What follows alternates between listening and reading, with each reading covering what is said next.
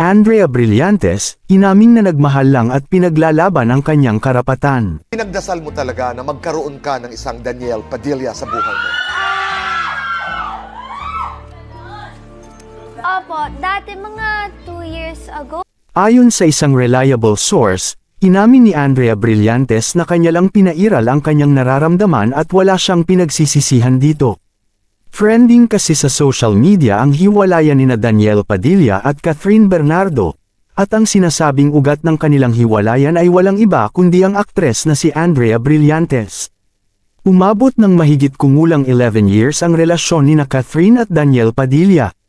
Kaya naman mahirap na bagay ito para sa mga fans nila. Dito pumasok ang pangalan ng kapamilya aktres na si Andrea Brillantes, at ayon sa mga sources, matagal na silang palihim na nagkikita. Hindi pa inaamin nina Catherine Bernardo at Daniel Padilla ang kanilang hiwalayan ng mga panahon na ito, at civil lang ang kanilang pagpapansinan dahil na rin sa kanilang negosyo at kontrata.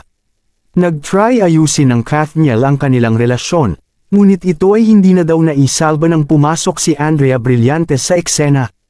Ayon sa isang source, nahulog ang loob ni Andrea Brillantes kay Daniel Padilla, dahil na rin daw sa dalang sweetness at mabulaklak na mga sinasabi nito. Alam naman nating matagal nang hinihiling ni Andrea Brillantes na magkaroon siya ng sariling Daniel Padilla, dahil kanya itong ipinagdasal sa Panginoon. Sobrang vocal ni Andrea Brillantes sa mga past interviews niya na kung may isang lalaki siyang gustong maging boyfriend, ito ay walang iba kundi kagaya ni Daniel Padilla. Idol daw kasi niya sina Catherine Bernardo at Daniel Padilla, at gusto niyang matulad sa mga ito. Matagal ding nagkasama sina Catherine Bernardo at Daniel Padilla sa teleserye, dahil ito ang gumanap na nakakabatang kapatid ni Daniel Padilla. Sa ngayon, hinihintay na lang ng madlang people ang kumpirmasyon kay Daniel Padilla, at sinasabi ng mga tao na time is the ultimate truth teller. Masakit ito para sa Kathniel fans at nawala ang tiwala nila kay Daniel Padilla. Anong masasabi ninyo sa issue? Maraming salamat.